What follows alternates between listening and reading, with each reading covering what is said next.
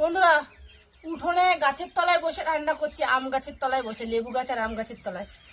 এই দেখো, খাবারের কৌটো আর জলের বোতল সাথে নিয়ে এসেছি।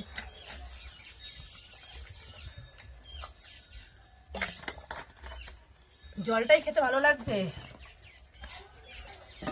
এখানে গাছতলা তো বেশ ঠান্ডা আছে জানো তো, তাই জন্য চিন্তা করলাম তাহলে এখানে বসে রান্না করে, আজকে এখানেই রান্না করব।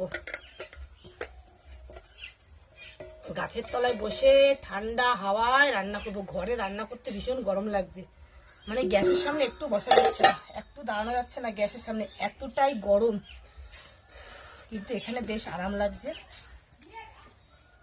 গাছের তলা তো ঠান্ডা, বেশ ওয়েদার খুব ঠান্ডা। কি নিয়ে এসছি কৌটোর মধ্যে খাবার, দ্বারা দেখাচ্ছি। সেই খাজা, সব তো খেতে পারিনি,